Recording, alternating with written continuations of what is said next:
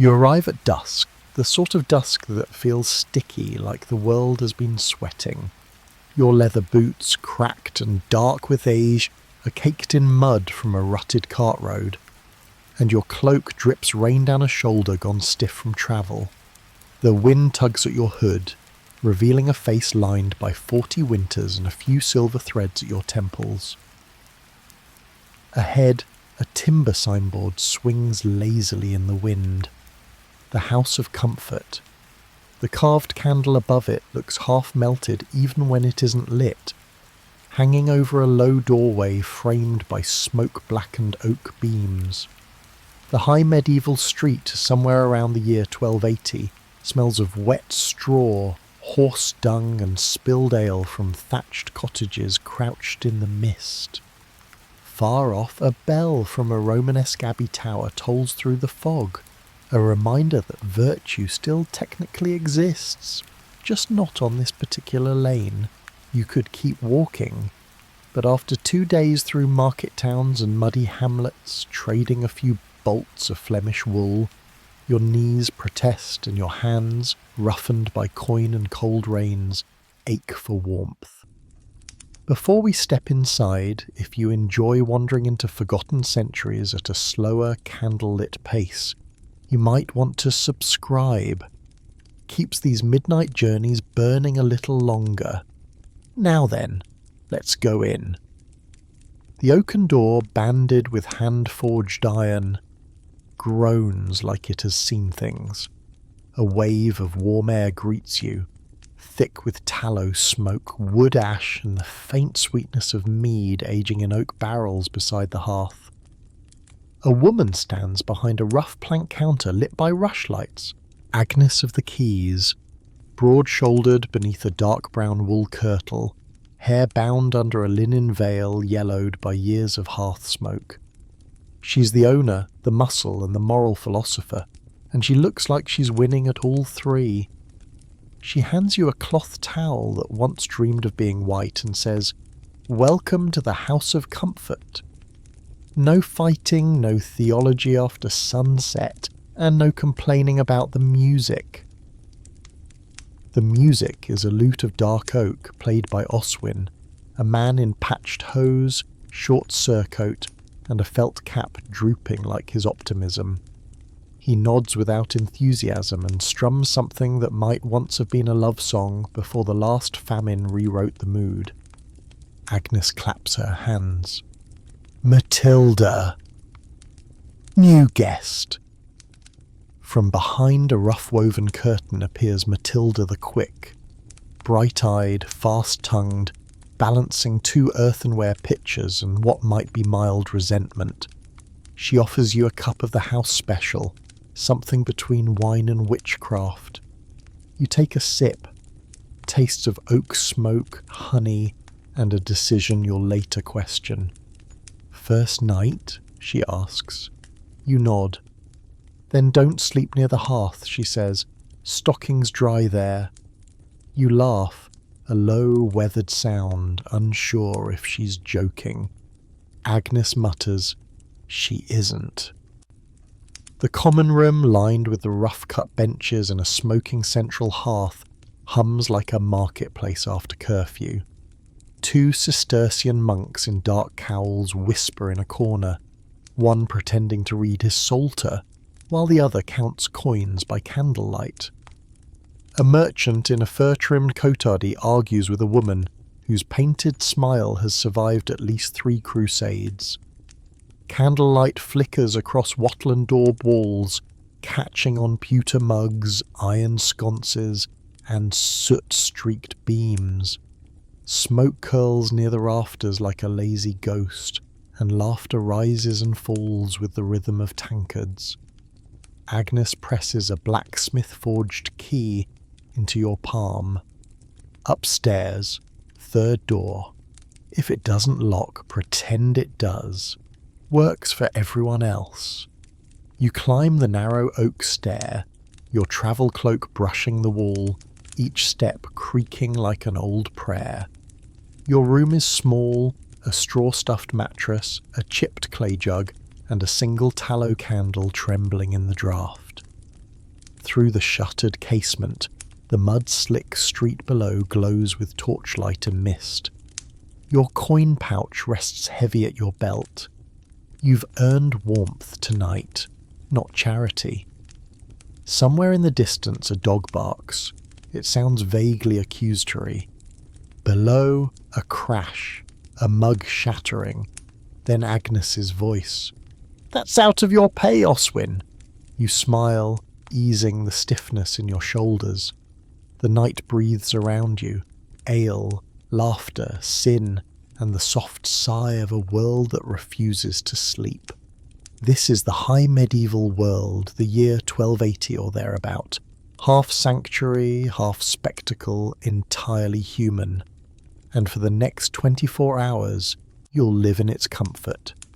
The fire in the common room burned low, its light crawling across the oak beams like the last thoughts of a long day. You eased onto a bench near the hearth, cloak steaming faintly from the rain. The ache in your shoulders settled into something almost pleasant. Around you the house stirred with the soft chaos of evening, boots scraping, mugs clinking, voices blending in a language older than comfort itself. Travellers crowd the tables, a pilgrim still clutching his scallop shell, a mason with lime dust in his beard, a weaver from Bruges arranging a roll of cloth as if it were a child. The air smelled of smoke, ale, and damp wool. Every laugh came 1 second late, as though even mirth had to thaw first. Matilda the Quick threaded her way between benches, carrying a tray stacked with bowls. Her dark green kirtle caught a gleam from the fire.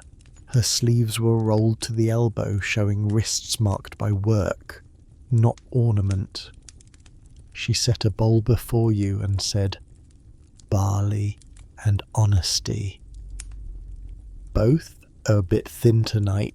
Steam rose, curling around her face before drifting upward to the beams. You thanked her. She didn't linger. The tray was heavy and the night was young. Across the room, a portly merchant, silks around his middle and secret as in his eyes, vanished behind a curtain with a woman in crimson wool. The latch clicked softly. No one looked up. In this place, warmth was a trade like any other, purchased with coin, courtesy, and a little imagination.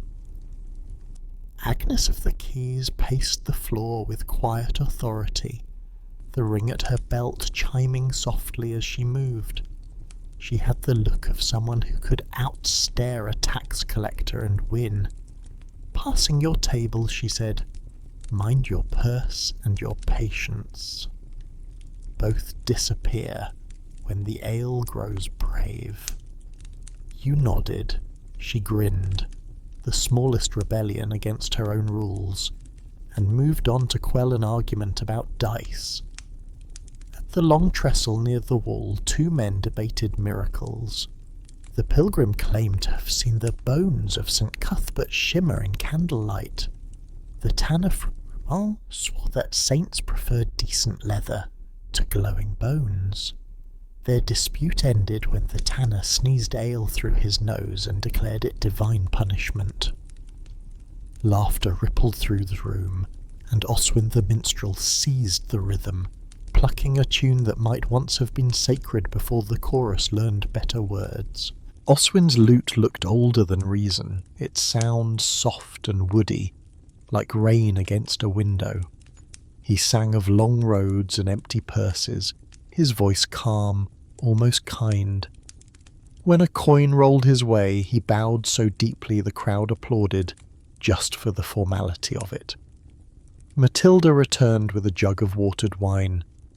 "You've seen miles," she said quietly. 40 winters, give or take." You smiled at her accuracy. "Give," you said. She poured the wine with the care of someone who'd watched too many mugs overflow.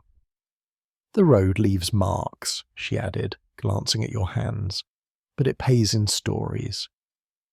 At the far end, a mason nursed his bruised thumb and explained to a sailor how cathedral stones speak if you listen long enough. The sailor nodded solemnly and admitted ships do the same, mostly in bad weather. Someone toasted the comparison, someone else spilled half their drink confirming it. The evening thickened, candles bent low, the hearth sighed. Rain whispered along the shutters like a confession repeated out of habit.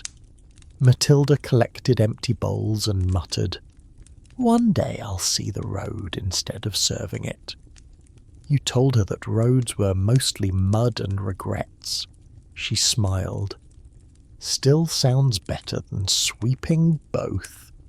Agnes passed again, arms full of mugs. "Still alive?" she asked. "Mostly," you said. "Try not to improve on that," she replied, disappearing toward the kitchen. The crowd had mellowed to a hum, a mix of prayers, gossip, and the slow rhythm of survival. Oswin changed to a softer tune, one that seemed to remember the sea. The light danced over faces, smoothing their weariness into something almost noble. You leaned back against the wall. The fire painted the room in copper and shadow. Even the draught felt kind. Somewhere near the door another curtain closed, and the murmur of private laughter blended into the rest. Outside, a dog barked once, decided against a second try, and the rain kept its counsel. You raised your cup, half in salute, half in thanks. The wine was thin but honest, like most of the people here. In the House of Comfort, sin and solace shared the same bench, each pretending not to notice the other. You drank to both. Night deepened over the House of Comfort, and the rafters hummed with heat and laughter. The fire glowed like a patient heart at the centre of the room, drawing every soul a little closer. Outside, the rain hissed against the shutters, but inside the world was golden. Candles drooped in their holders, spilling wax like slow tears. Dinner had begun.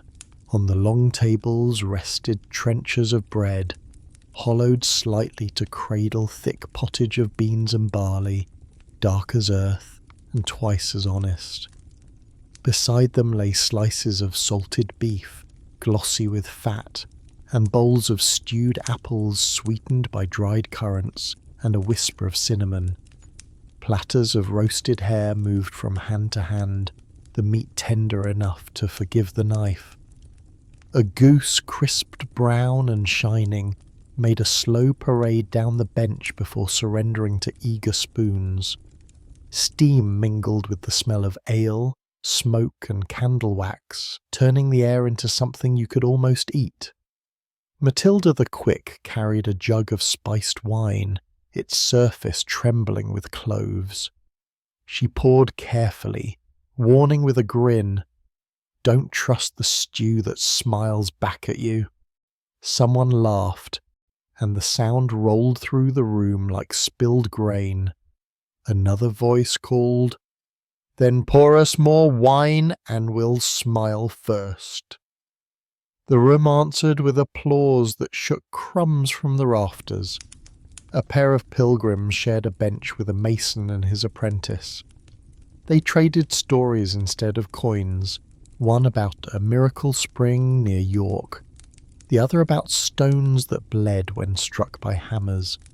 The mason won. Blood always beats water. Oswin the minstrel plucked a tune that sounded like a prayer that changed its mind, humming under the clatter of spoons.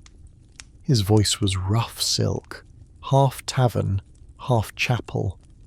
At the far side, Agnes of the Keys ruled the roast like a general commanding surrender.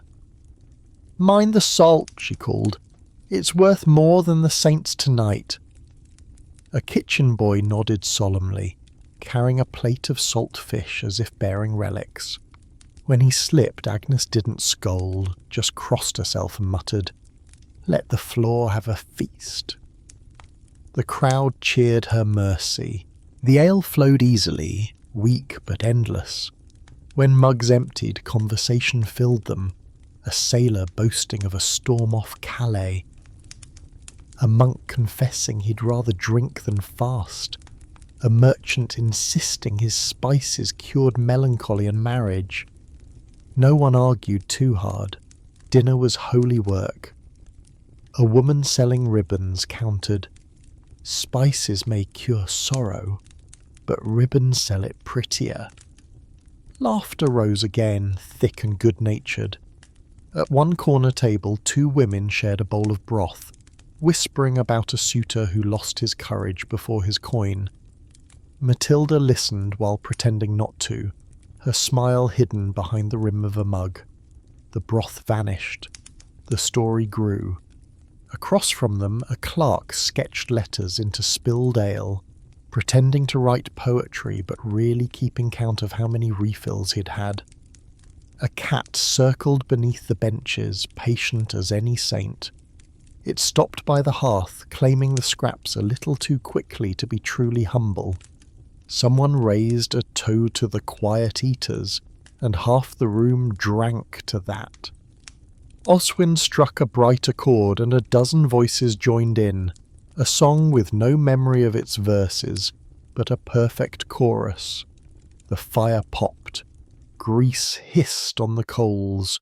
The inn glowed like a living thing, its beams and plaster breathing in rhythm with the laughter. For a brief moment every face seemed lit from within, pilgrim, merchant, servant and stranger, all bound by heat and hunger and something kindly nameless. As the food dwindled, the noise softened. Only the clink of spoons remained, steady as rain on the shutters. Agnes doused one lamp, then another, dimming the ceiling stars of flame.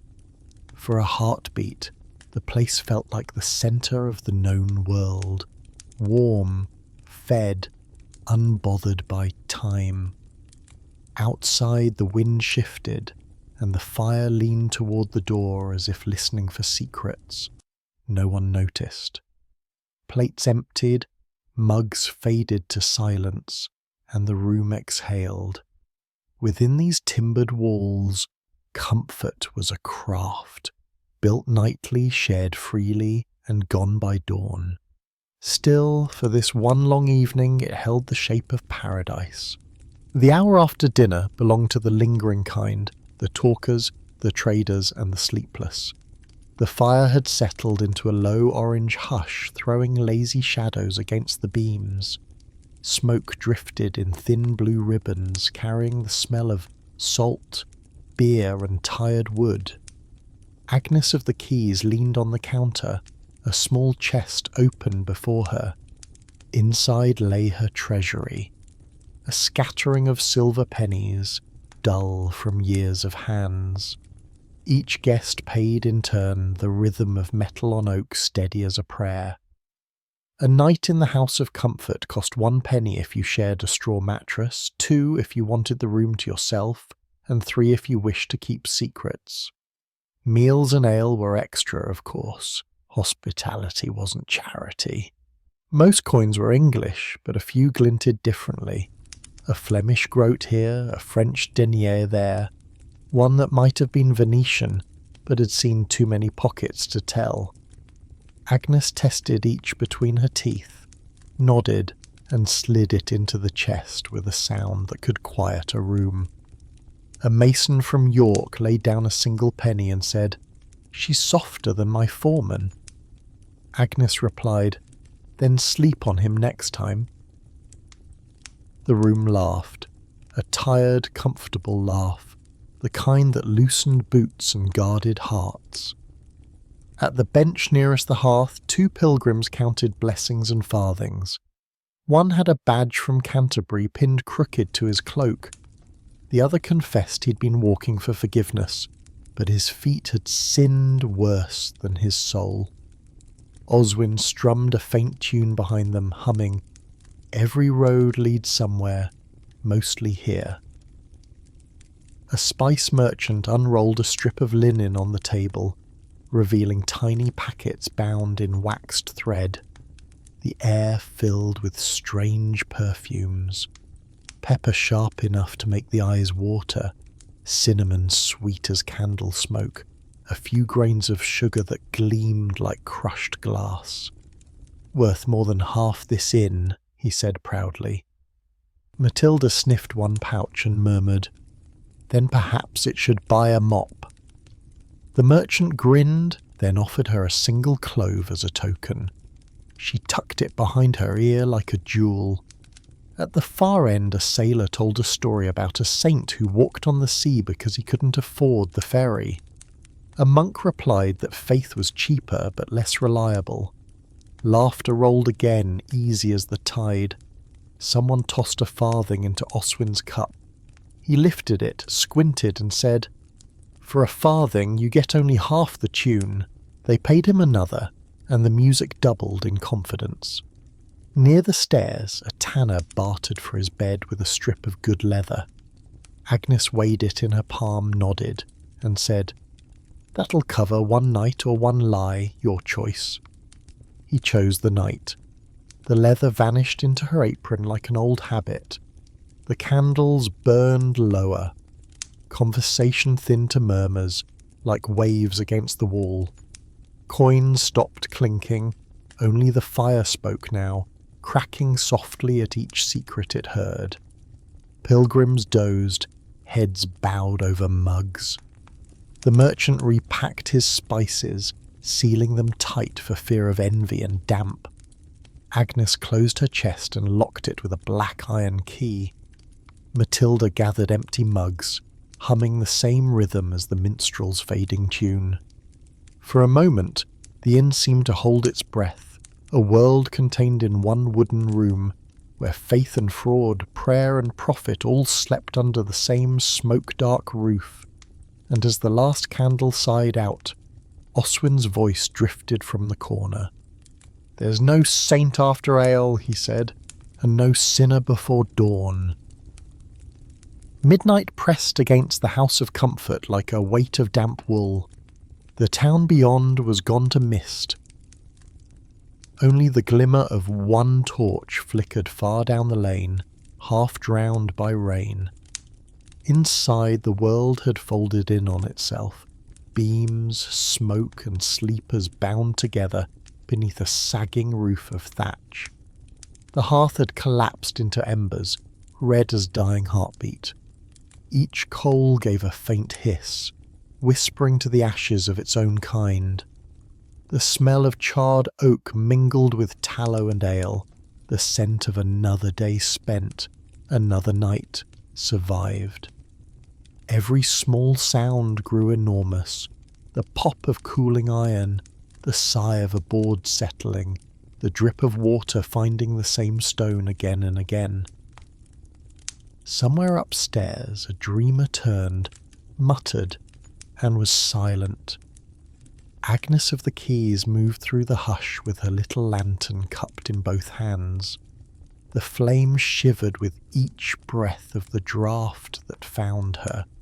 She touched the bolts of every door, the latches of every shutter, counting softly under her breath, not numbers, but prayers, unum, duo, tres. Her shadow moved ahead of her, tall and uncertain across the wattle walls. When she passed the hearth she paused, poked the coals once, and whispered, "Friend, we've done enough sin for one night." On the trestle table lay the ghosts of supper.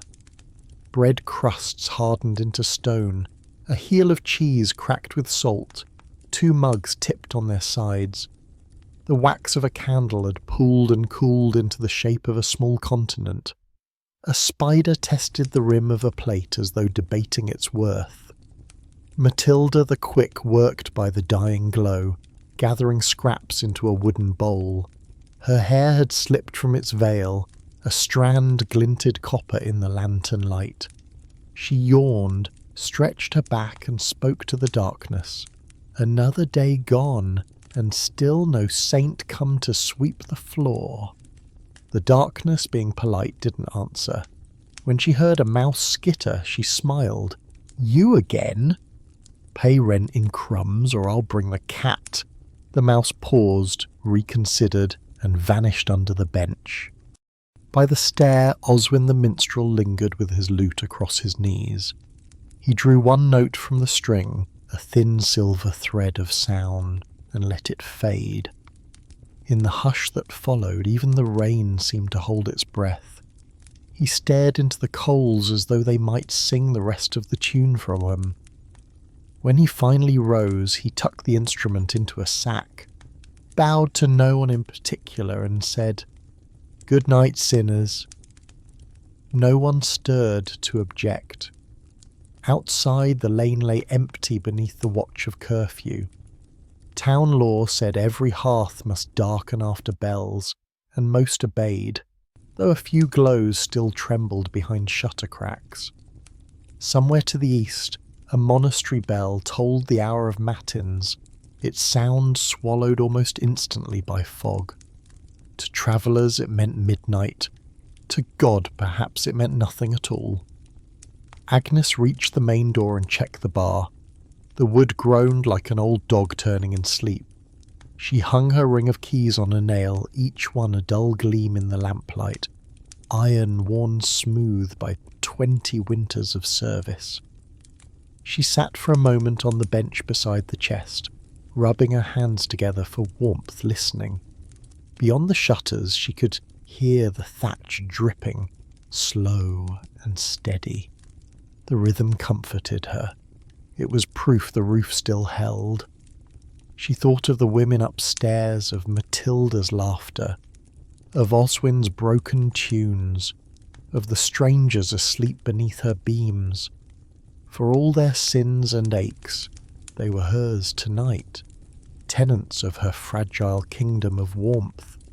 She smiled faintly and blew out the lantern. The last spark flared blue, then vanished. The dark that followed was absolute.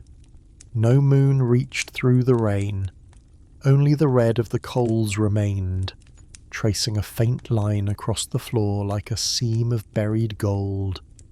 The house creaked once, a long, low groan, and then it too grew still.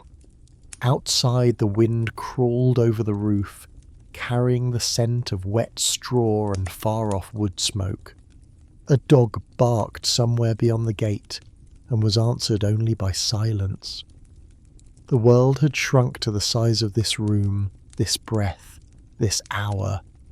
The 12th century slept, not peacefully, but completely, wrapped in darkness, guided by faith, guarded by habit.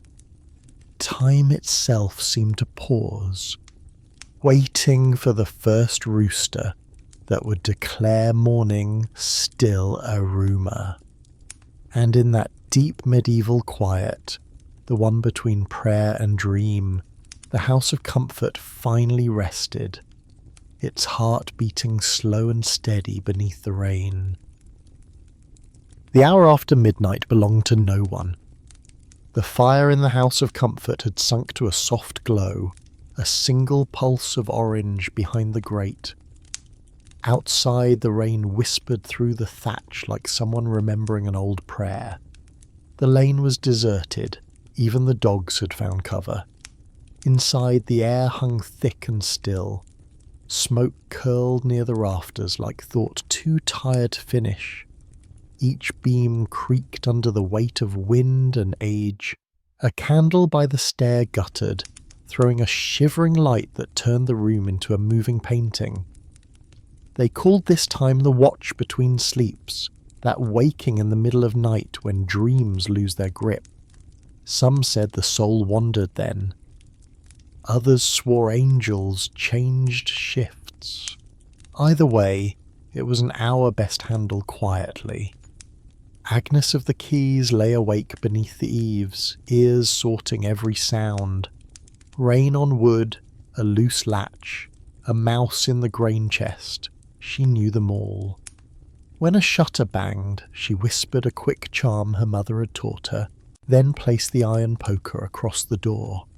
Iron, she believed, unsettled the restless. Below, Matilda the Quick stirred beside the hearth.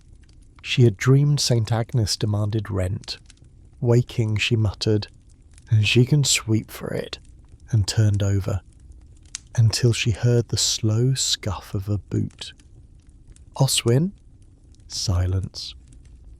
Only the long sigh of timber.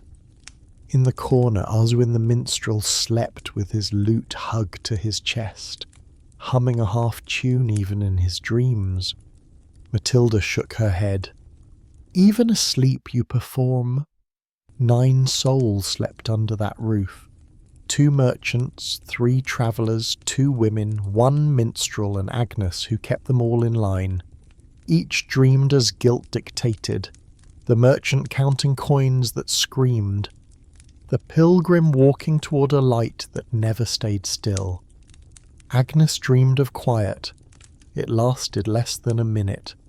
Far off, the abbey bell tolled matins, its sound swallowed by fog. For monks, it meant prayer. For the rest of the world, it meant nothing worth leaving bed for. Agnes rose with her lantern, checking latches and sleepers. The light brushed faces pale with exhaustion. When she passed Oswin, she whispered, "You'll wake the saints, fool," and moved on. On the table lay supper's ghosts, a crust of bread, a rind of cheese, a jug on its side. The wax had cooled into small rivers. A spider climbed one as though it were a hill worth owning. Matilda sat up, stirring the ashes to coax a spark. She whispered her rhyme to the fire. "Fire bright, guard us right, keep the dark till morning light." Agnes appeared beside her. "Can't sleep either." "Not with you counting saints," Matilda said. "Better words than Selns," Agnes replied. "Silence has opinions." They shared a faint smile, 2 keepers of a small smoky kingdom. Upstairs, a merchant coughed, another whispered a name that wasn't his wife's. Matilda snorted. "Sin never sleeps," Agnes answered, "not when it's paid for," and doused the lantern. The inn exhaled.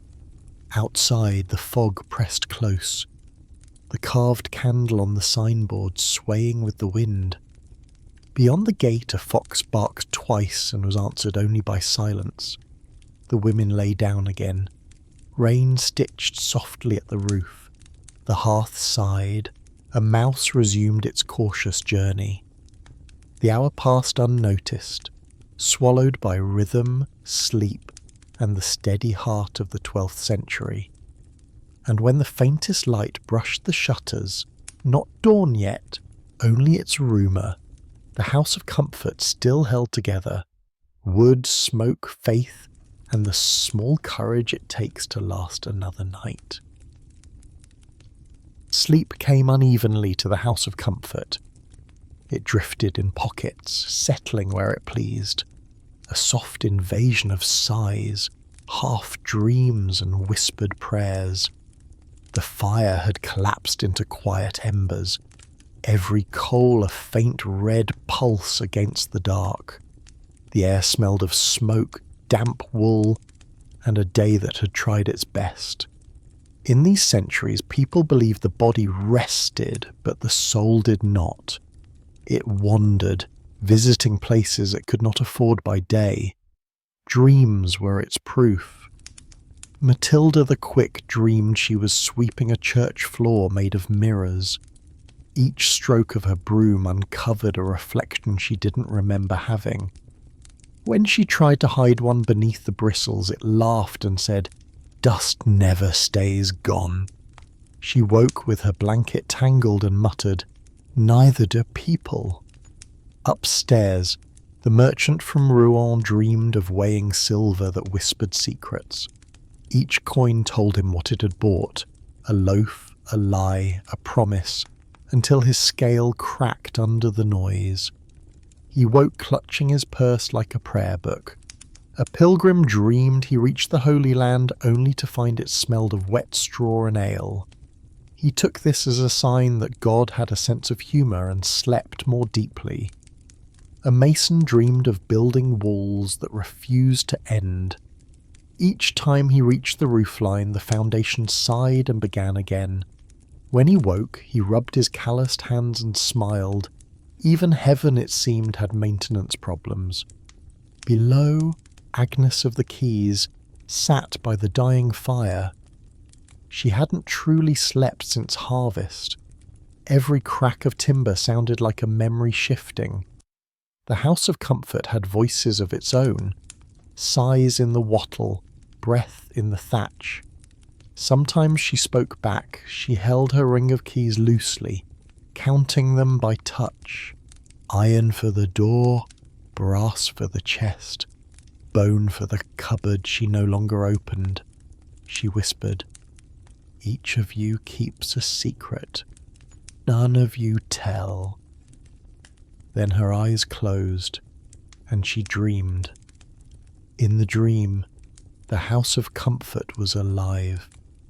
Beams glowing like veins of light, shutters breathing in and out. The guests walked backward, their faces kind but unreadable. A voice behind her said, "You keep the doors, but not the stories." When she turned, no one was there. Only hundreds of keys hanging like fruit, each whispering her name. She woke with the smallest smile and murmured. The rain outside thinned to mist. Through the cracks of the shutter came the first cold scent of dawn. Earth, smoke, yeast. Some baker somewhere was already at his oven, trusting heat more than sunlight. Matilda stirred again, sitting up on one elbow. "Is it morning?" "Almost," said Agnes. "Then God help us all." They both laughed softly.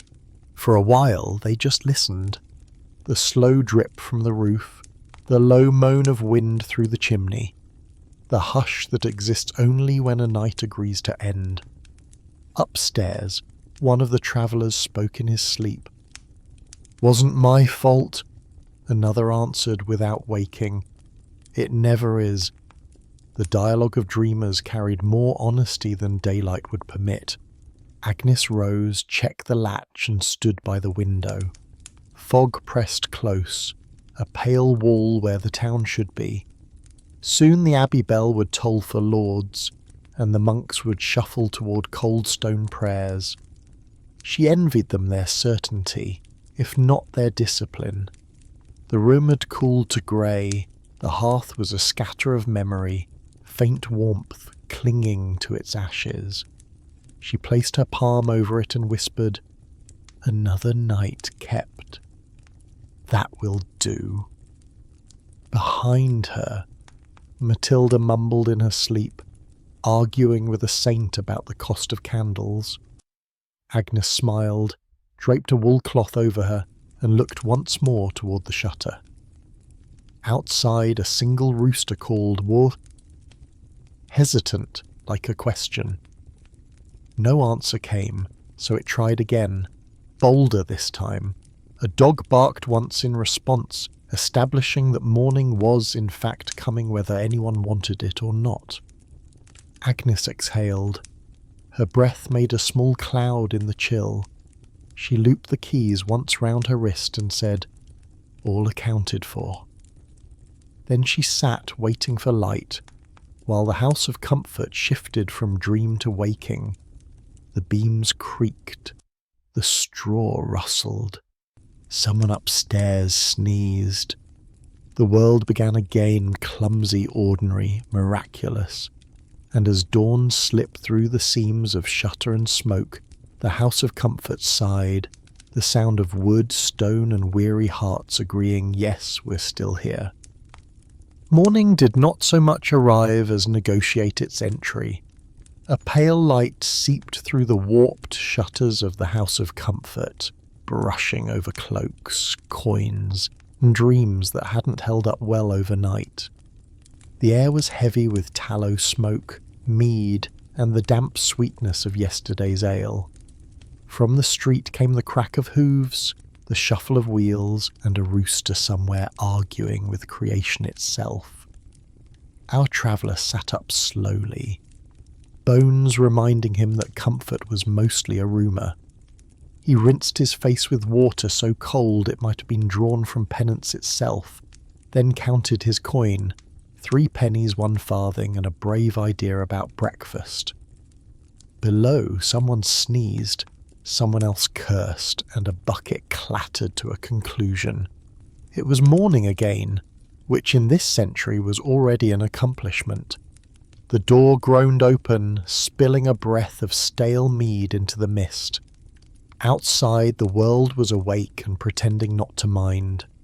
Fishmongers shouted their innocence. Bakers swore allegiance to heat and hope. A cart full of turnips listed to one side, like a moral lesson no one asked for. The street was a slow river of trade, mud, gossip, and smoke moving in the same direction. A brewer trundled past, singing to his casks in a key not recognised by heaven. Children carried baskets of rolls still steaming. A stray dog followed them with the faith of the starving. From the abbey tower the bell tolled lauds, reminding everyone the saints were already ahead in both virtue and timekeeping. At a stall of coarse rye loaves the baker grinned through a mask of flour. "A penny for warmth," he said. "Half if you share it." Our traveller handed over his coin and received a round loaf dense enough to stun envy. It smelled of rye, ash, and honest work. He tore a piece, steam curling upward like a blessing, and chewed until patience tasted like bread. Next came a porridge seller, her pot bubbling over embers. "For the righteous or the weary?" she asked. "Both," he said. She ladled a wooden spoonful so thick it could hold a grudge. It burned his tongue and settled like comfort in his ribs. A spice merchant nearby unrolled cloth packets bound in waxed thread, pepper dark as coal, cinnamon bright as embers, ginger sharp enough to wake confession. "1 grain of this could buy a sermon," he said. "Then keep 2, the traveller replied. "I've already sinned." They laughed. Laughter, after all, was the market's true currency. A money changer sat behind a plank table, eyes brighter than his scales. Silver pennies clipped deniers, 1 coin that had travelled farther than truth. He bit each, blessed them, and declared, "They'll do until the king changes his mind." A line formed anyway. Trust was optional, commerce inevitable. 2 pilgrims sold tin badges stamped with saints. Guaranteed miracles, one promised. "Any returns policy?" asked the traveller. "Only through divine channels." He bought one. Insurance 12th century style. The butcher's stall came next, a timber table crowded with rabbits, eels, and optimism. Flies attended early mass upon the offerings. "Fresh as dawn," the butcher cried. "Which dawn?" someone asked. He grinned. "One of them." The crowd accepted this with theological indifference. The smells braided together, yeast, brine, sweat, and candle wax. It wasn't pleasant, but it was proof of life. Every inhalation was a census of humanity. Bread baked, bodies washed, hopes reheated. A potter hawked green-glazed jugs he swore kept ale cooler. Beside him a woman sold a healing balm smelling chiefly of goose fat and ambition. "It cures guilt," she said. "Is it recurring?" he asked. She winked. "Yours looks chronic." Farther down, a scribe offered to write love letters for those who couldn't spell affection. His quill scratched like a conscience, For an extra coin, he said, I can make her answer. Business was steady. The square swelled with colour and clamour.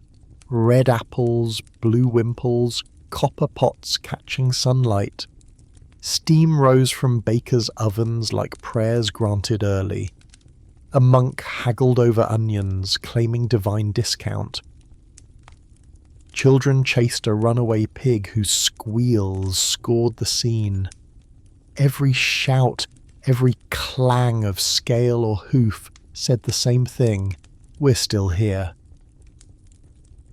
Our traveller paused at the edge of it all, bread in hand, watching the mist unravel above the rooftops. The market was not merely trade, it was faith performed in daylight. Each coin that changed hands was a confession. Each bite of bread an absolution. He took another mouthful, then bought a cup of thin ale that smelled faintly of smoke and mercy. A woman nearby offered him a boiled egg for a kind word. He paid with both. By now the sun had found the courage to appear, gilding puddles and gutter water like cheap jewellery.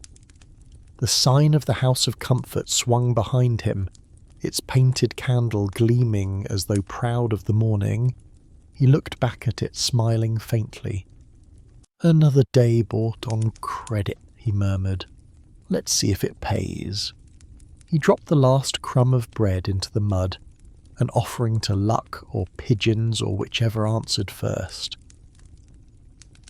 The bells rang again, vendors shouted, and the market, smelling gloriously of earth and endurance, declared itself open for another day of survival and small victories. The traveller returned to the House of Comfort with a loaf beneath one arm and the smell of the market still clinging to his cloak. Inside, the air was already warm with breakfast ambition. The great hearth had been coaxed back to life. Logs hissed, spat, and surrendered to flame. Someone was stirring a pot so large it could baptize a bishop. This was the kitchen, the heart of every respectable House of Comfort, and the only part truly awake before noon. A cook stood by the cauldron, sleeves rolled, hair tied in surrender. Her name was Goodwife Edith, patron saint of the perpetually underpaid. She muttered prayers not found in scripture, mostly about firewood and men who promised to fetch it. On the table lay the morning's ingredients: onions tired of waiting, cabbage plotting rebellion, and a lump of salt that might have been older than the building. Edith pinched a bit between her fingers and dropped it into the pot. "Salt first," she said to no one. "Otherwise the saints can't find the flavour." The traveller took a seat near the hearth, loaf in hand, drawn by the smell. Thick, vegetal, ancient. It was pottage, the medieval answer to every question. What's for dinner? What's for breakfast? Why is this grey? Pottage never stopped. It simmered all day, sometimes for days, absorbing whatever fate offered, barley, peas, bones or apology. Each morning it was revived with new scraps, as though the pot itself had a soul and preferred reincarnation to replacement. Bread, of course, was its partner. The traveller tore a crust from his loaf, darker than most noblemen's thoughts, and dipped it. It softened quickly, steam carrying the smell of rye, onion, and long patience. He chewed slowly, letting the flavours confess themselves. Smoke, earth, salt, and a kindness only hunger understands. Not all bread was equal in these times. Wheat was the privilege of those who signed charters. Rye and barley fed everyone else. Sometimes the two were mixed, maslin bread they called it, a compromise between quality and necessity. If baked too soon, it soured. If baked too late, it grew teeth. Most loaves could last a week or a winter if one lacked taste and mercy. From a nearby bench came the rhythmic sound of knives against wood. A young scullion, Thomas the Quiet, was slicing leeks with the concentration of a monk copying psalms. He glanced at the traveller and said, "You're lucky it's market day. Yesterday we had hope stew. Did it taste any good?" "Not really," but it filled the silence. At the back hearth, another pot simmered, smaller but far more precious. Its contents, fish preserved in salt, floating in ale, and perfumed with a scandalous pinch of imported pepper. The cook guarded it like a confession. "Not for you," she said, "for the gentleman upstairs." "Ah," said the traveller, "the rich dream in spices." "And wake up in debt," she replied. Salted fish was the lifeline of the age. Herring from the North Sea, eels from the rivers, sometimes dried cod brought from as far as Norway. They lasted weeks, even months, as long as no one trusted the smell too much. A pound could cost half a day's wage, but it kept a body from surrendering to winter. Near the door an apprentice was grinding barley with a stone quern. The sound a dull heartbeat of survival.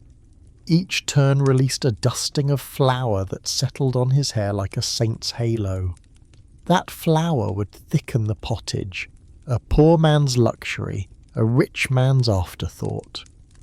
The cook tasted the stew with her wooden spoon, nodded, and reached for a sprig of something green.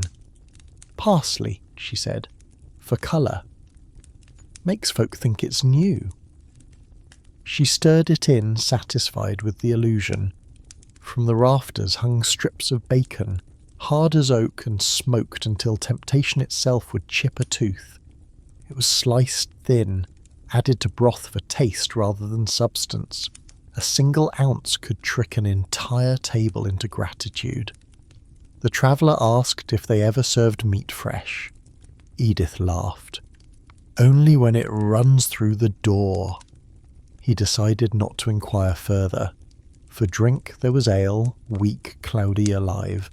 Brewed by the women of the house, it was safer than water and cheaper than faith. It smelled of malt and mild despair, but no one complained.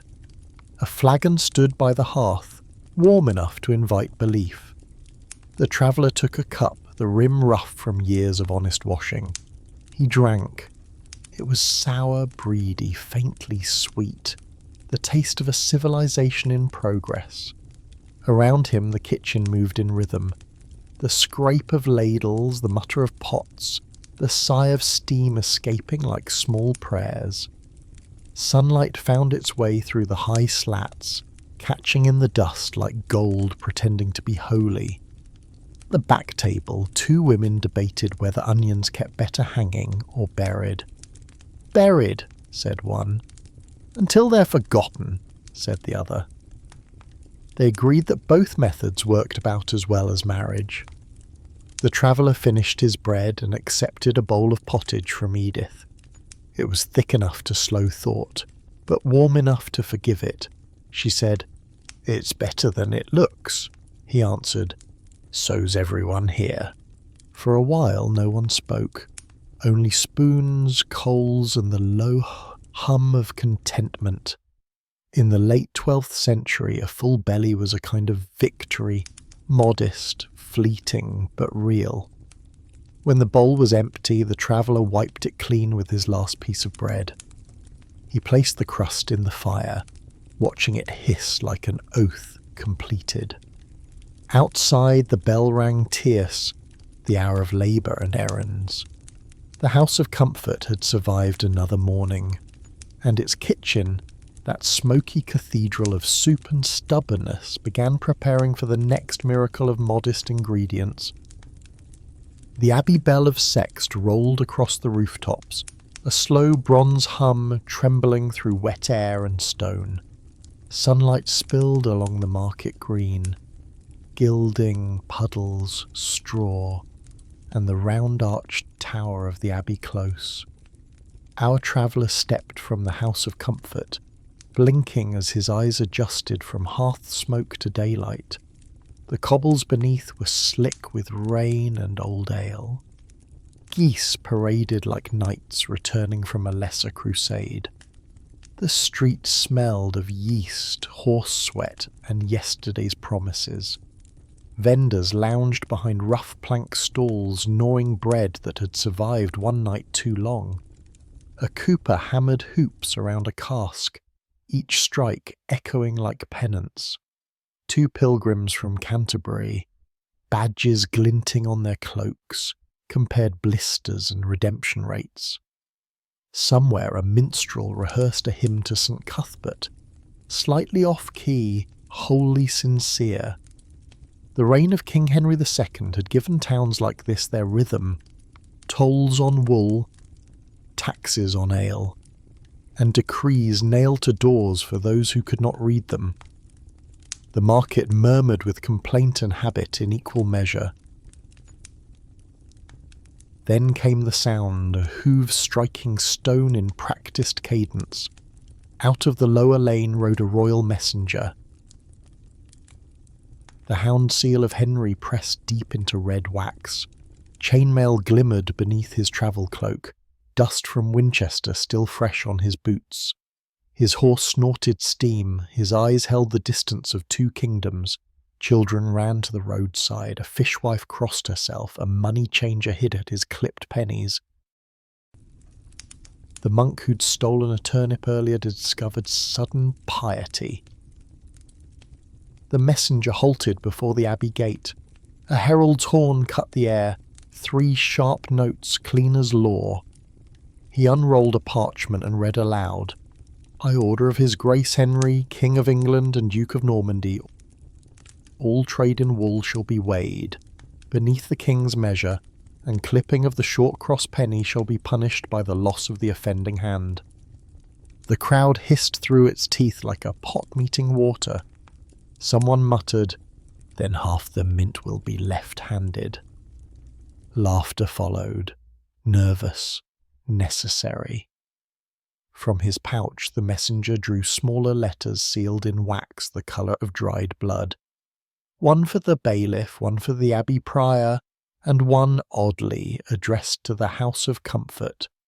The cook's boy, barefoot and breathless, accepted it as though it might bite. Our traveller watched from the shade of a timber post. Letters carried the weight of fate. They might bring coin, command, or confession, sometimes all 3 folded together. He pictured quills scratching parchment by candlelight, turning whispers into orders that could ride for weeks before finding their mark. The messenger drank from the well, the water brown with iron, then poured some into his palm for the horse. A smith asked, "How far have you ridden?"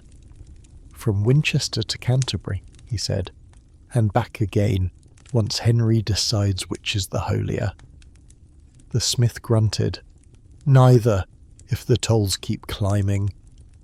The crowd drifted off. Chores waited for no proclamation. The messenger mounted again, cloak catching the sun like dull silver. Before leaving, he looked once at the House of Comfort, where the boy still stared at the seal in his hands. Then he turned north toward the London road, spurs ringing faintly, the sound of duty departing. In his wake, talk resumed, soft, speculative. A weaver guessed the letter carried a royal summons for unpaid ale. A brewer swore it was an invitation to supply the court at Rouen. Goodwife Edith, overhearing, said only, "Whatever it says, it'll mean work." The traveller leaned against the well, rinsed his fingers, tasting the iron tang of empire. He wondered how many words could ride before truth tired out the horse.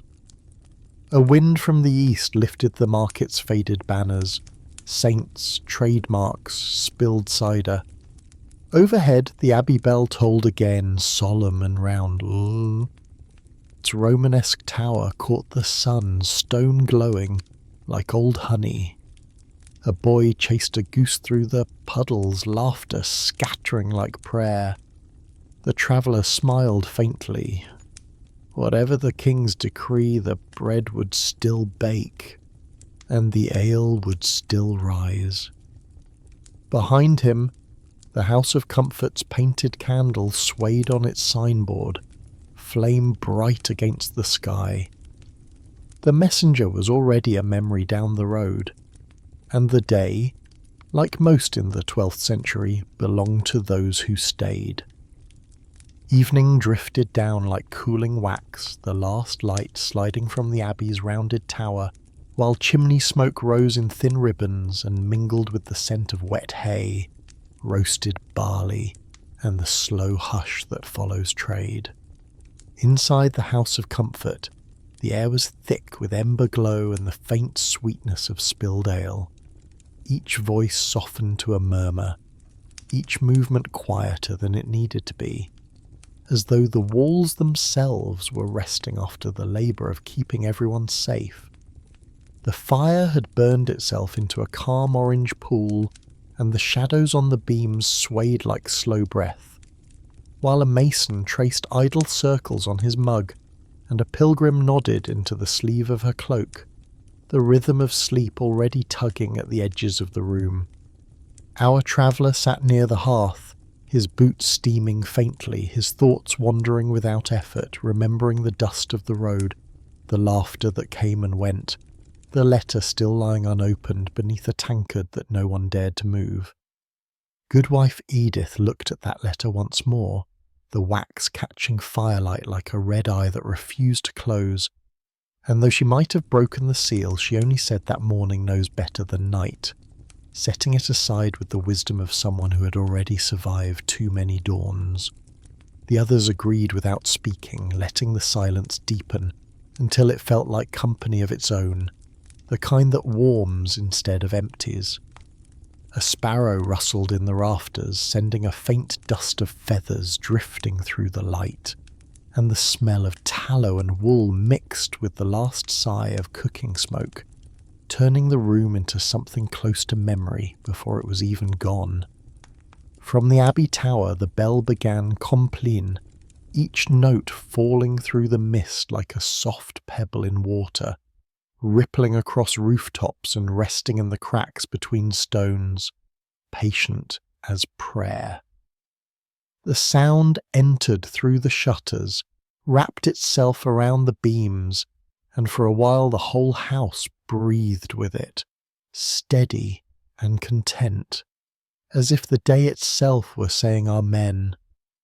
The traveller raised his mug and tasted the faint trace of honey and ash, thinking of roofs that held, of bread that stayed soft one day longer, of strangers who shared warmth without asking a name. He thought too of the messenger far along the London road, the horse carrying words faster than kindness, and he hoped that somewhere the man had found another hearth to rest beside. He thought too of the messenger far along the London road, the horse carrying words faster than kindness, and he hoped that somewhere the man had found another hearth to rest beside. Setting the mug down gently, he pulled his cloak across his shoulders, feeling the wool scratch against his palms and the honest weight of belonging to no one. When he rose, no words passed. Edith nodded, and that small motion was farewell enough, the kind that holds for years. He stepped outside into the narrow lane, where mist hugged the stones and the moon. Thin as a clipped coin trembled over the abbey roof, and somewhere a dog gave one half-hearted bark before surrendering to the dark. The traveller paused beneath the wooden sign, the painted candle above the door bending slightly in the wind yet refusing to die, and for a long moment he stood watching it, letting its quiet stubbornness fill him. Behind him, the house glowed faintly through the shutters, its light breathing through the cracks like a secret meant to comfort whoever happened by, and the smoke from its chimney drifted low and straight, unhurried as forgiveness. He turned toward the road, boots whispering against the wet earth, each step dissolving into the fog, and his breath joined the night air as if it had always belonged there.